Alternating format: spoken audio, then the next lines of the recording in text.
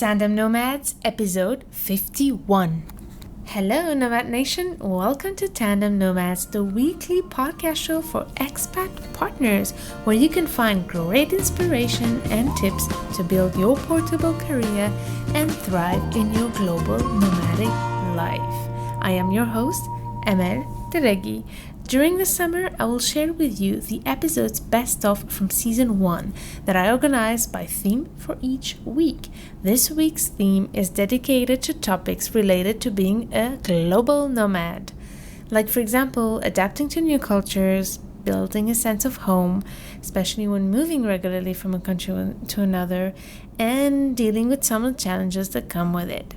So to start, we have Alison Trainer, a talented soprano singer and the founder of this amazing private Facebook group called Grumpy Expats that counts over 2,000 members. She helps us understand some of the frustrations that expats can experience abroad and the very creative way she decided to address this issue. I complain quite a bit to my husband about Switzerland, and he's Swiss, and I have to give him a lot of credit. He's a really good sport. He hears me complaining a lot. But sometimes I really go over the top with it. I can get very angry and frustrated and nasty about, the challenges I find as an expat in Switzerland. And so one morning I was kind of joking with him, and I thought, maybe I should create a Facebook group, called Bitchy Expat, and we were just giggling over that. And then I thought, well, how about Angry Expat? And I thought, well, that sounds too angry. So we came up with Grumpy Expat, and it's really meant to be kind of tongue-in-cheek, because it's not black and white. We all have things we love about being expats, and we have things that we hate about being an expat. And, we need to have a safe space to complain without feeling like we're burdening our partners or burdening, our friends or our colleagues, or without, insulting the local people, because that can be sensitive also. Nothing makes you feel more nostalgic than having a baby, because you miss your family, you miss your friends, you miss the comforts and the conveniences of home. I mean, that negative voice inside of us, it needs to be given a chance to speak sometimes, and to realize that you're not alone in some of these negative feelings. And sometimes just that, putting it out there and sharing it, and then hearing feedback from other expats that they also experience those same feelings, sometimes that's enough to just to lift the weight off of your shoulders and to feel better. It's amazing how much small things can unnerve you when you're trying to adapt to a new culture. You'd think it's little, but it's not little when you're, adding it all up in your daily routine, and these little things can really frustrate you or confuse you. And it's good to just be able to laugh about it and keep it in perspective. To listen to the full episode where Alison tells us more about her experience and how she created Grumpy Expat, how it became this huge group, go to tandemnomads.com/22, the number 22.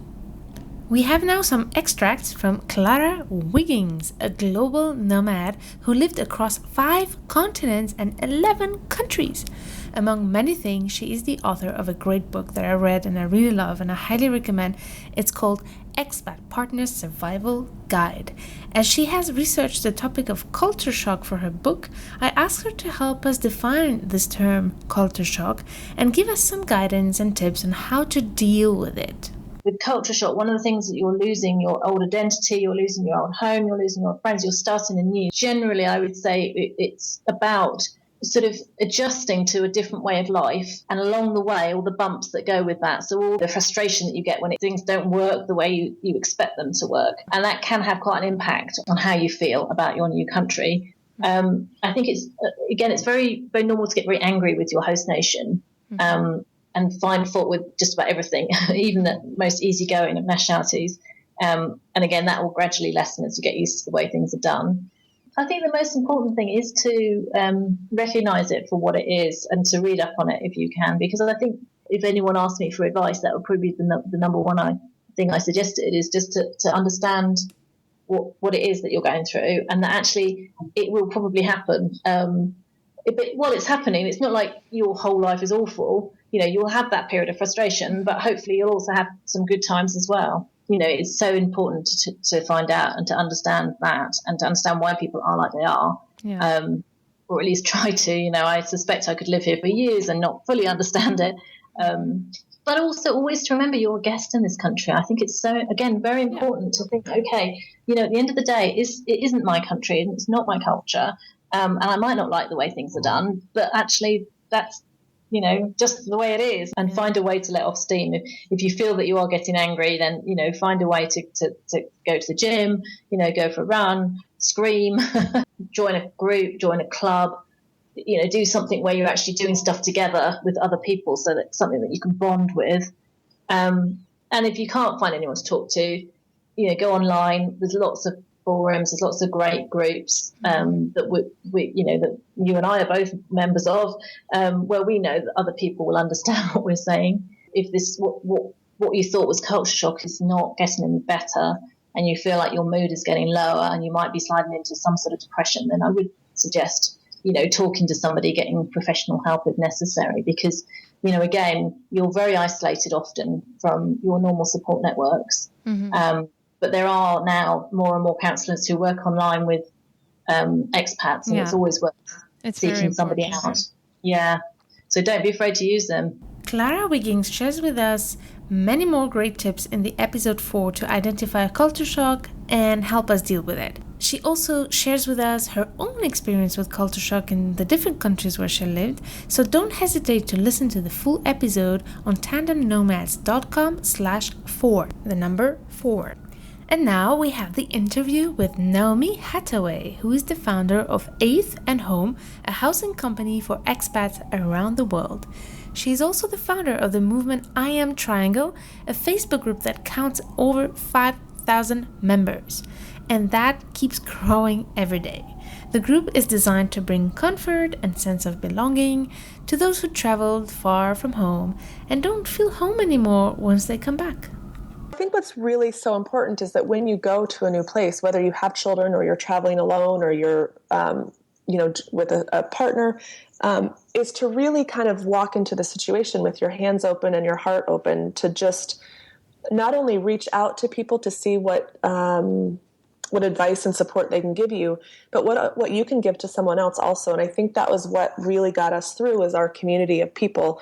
Whether it was so practical as someone saying, this is the doctor you need to see, or a little bit more of a, I don't know what word to use, support, where they would say, I will come and help you do this task because I know that you need it. I think that when you walk into a new location ready to expand your community, that it just comes back to you in ways that are just helpful. My biggest tip that I use is figure out how you can be of service to somebody else. Whether it be just listening. Listening is such a simple task, yet so many of us fail to do it on a regular basis. And especially in situations where there's a bunch of nomads, we all have stories that we want to tell or things that we want to share. And so if you can walk into a situation and be of service just by listening, that can be important. And then to go on, if you have hours to give, find an organization to volunteer with. There's always creches where babies need to be held, or maybe languages need to be taught. There's just always some place that you can give back. And I think that's one of the most simple ways to find your community.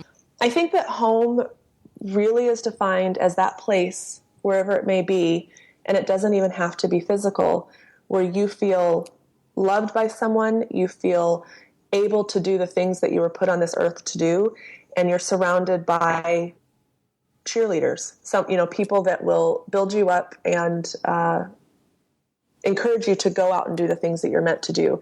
For us, as our immediate family of 5, our home currently is in Virginia, but I know that on any given day we may pick up and move somewhere else, and we're taking that sense of support and familiarity and love with us. So that's kind of my definition of home.